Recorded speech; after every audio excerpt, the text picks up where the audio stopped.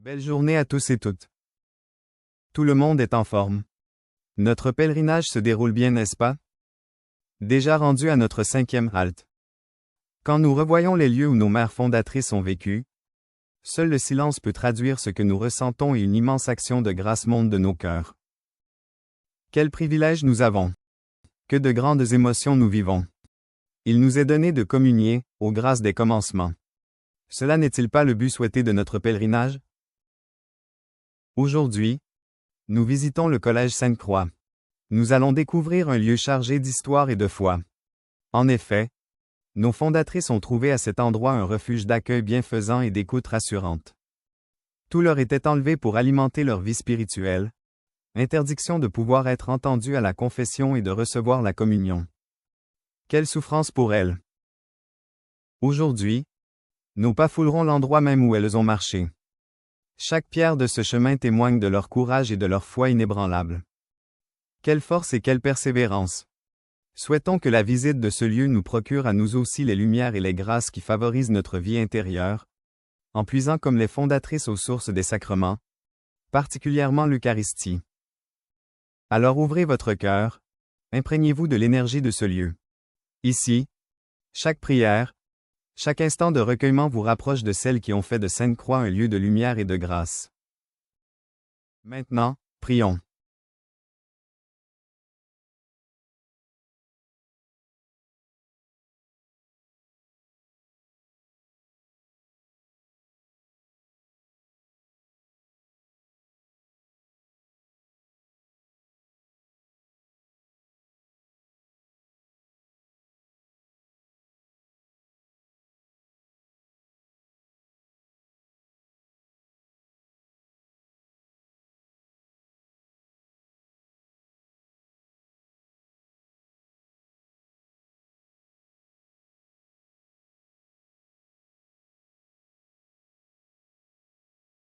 Nous vous invitons désormais à entonner ce chant.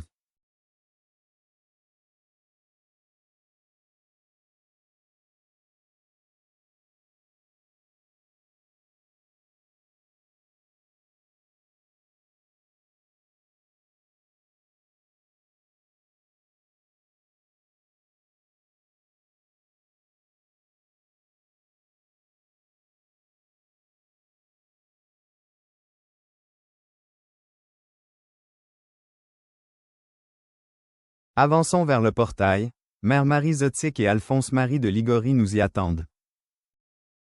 Je suis Marie Zotique et voici Sœur Alphonse Marie de Ligorie, c'est un honneur pour nous de vous recevoir. Vous êtes les bienvenus. Grâce à l'amabilité du Père Recteur, nous pouvons vous faire visiter le Collège Sainte-Croix, un de ces endroits qui a marqué notre histoire. Entrons. Ce bâtiment a été érigé en 1843, il est la première université jésuite de la Nouvelle-Angleterre. Sœur Alphonse Marie de Ligorie, pourriez-vous nous raconter l'événement qui lie notre communauté au Collège Sainte-Croix et dire pourquoi nous avons dû le fréquenter chaque jour, pendant une année entière? Avec plaisir. Pourtant, c'est à des circonstances bien tristes que nous devons nos fréquentes visites au Collège Sainte-Croix. Dans la maison de misère où tout nous manquait, un jour s'est ajouté le refus de la grâce des sacrements qui entretiennent la vie spirituelle. Cela faisait déjà 2 mois, que moi et mes sœurs n'avions pas été reçus au confessionnal, car le curé Brouillet s'y opposait formellement. Désespérée, Mère Marie-Joseph décide d'écrire à l'évêque de Springfield, Monseigneur Wriley, le 10 mars 1891. Elle lui exprime que le refus de l'absolution et la privation de la Sainte Eucharistie nous étaient devenus intolérables, nous qui ne désirions plus que jamais vivre ensemble. Et, elle l'implore de nous accorder au moins la grâce d'être entendus au Saint Tribunal de la Pénitence, car on ne refuse même pas cela aux plus grands pécheurs.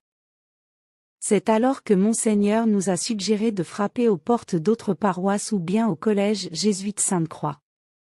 Aussitôt reçu la réponse de Monseigneur, Marie-Joseph avec Marie-Anne de Jésus se rendent au collège Sainte-Croix et demandent au Père Recteur un confesseur à qui nous pourrions nous adresser. Si bien que nos dignes émissaires ont été présentés au Père Langlois. Dès la première rencontre marquée par la bienveillance, une confiance mutuelle s'est installée. Dans un grand respect, le père Langlois a pris à cœur nos intérêts. Il a été un très bon guide spirituel pour nous toutes, tant que cela lui ait été possible. Dirigeons-nous vers la chapelle. Vous allez voir l'endroit même où était la balustrade sur laquelle nous nous agenouillons pour recevoir la communion. Prenons le temps d'explorer et de goûter la paix qui habite ces murs.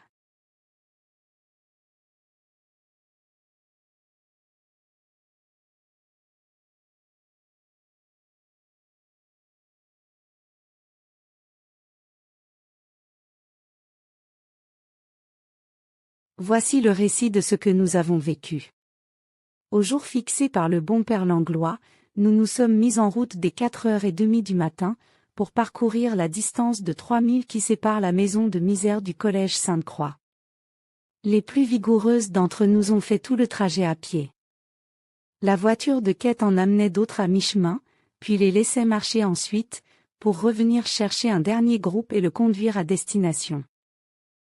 À notre arrivée, le portier nous ouvrait sans tarder et nous retrouvions toujours notre père confesseur à son poste. Puis, tout autour de la chapelle, les cierges s'allumaient.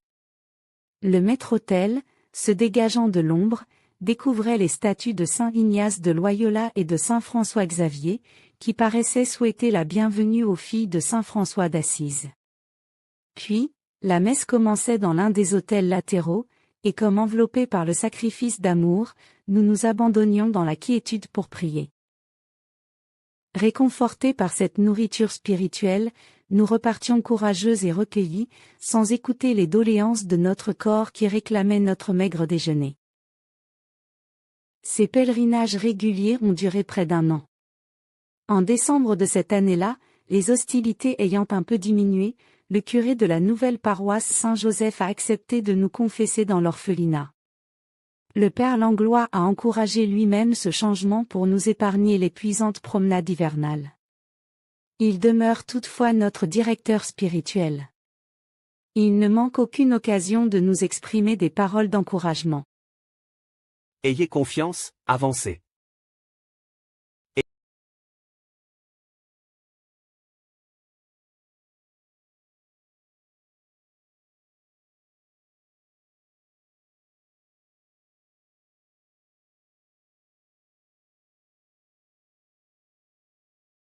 Alors que nous poursuivons notre pèlerinage, si vous me permettez, je vous dévoilerai quelques qualités de la personnalité de sœur Alphonse-Marie de Ligorie.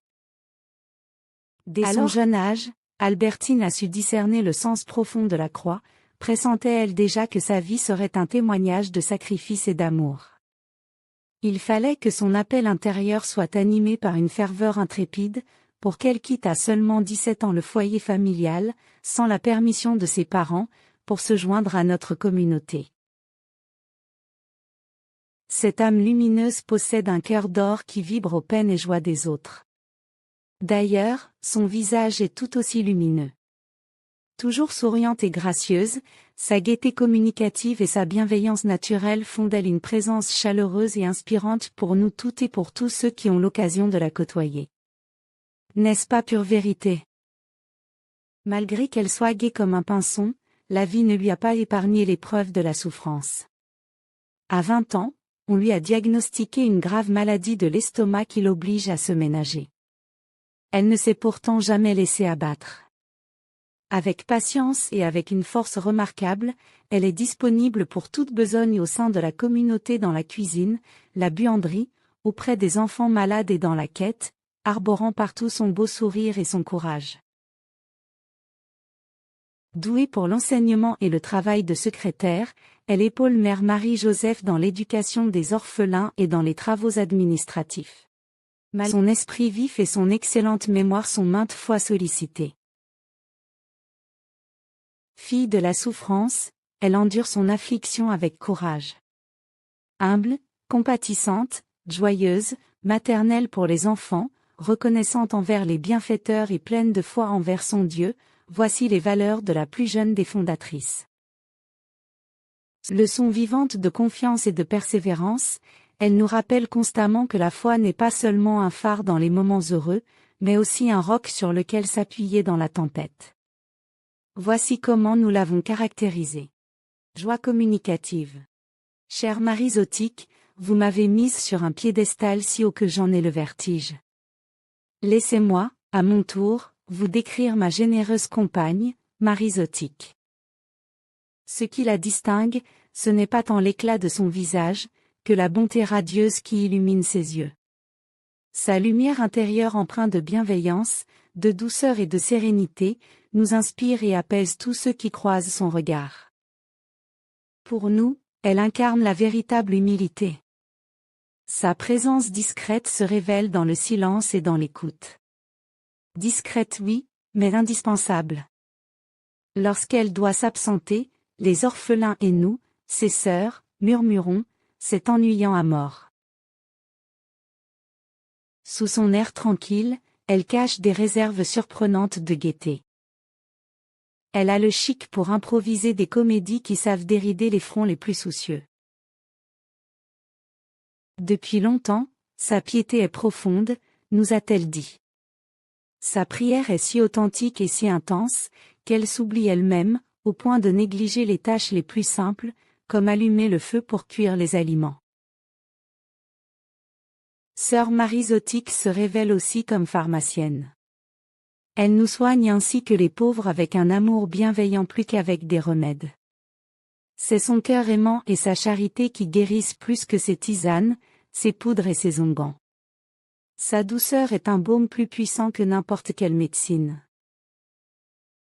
Nous remarquons que sa vocation consiste à être bonne. Malgré sa santé fragile, elle rend mille services, elle prie et offre ses souffrances. J'oserais dire qu'elle est une preuve vivante que la vraie grandeur se trouve dans le don de soi et dans l'amour sincère envers les autres.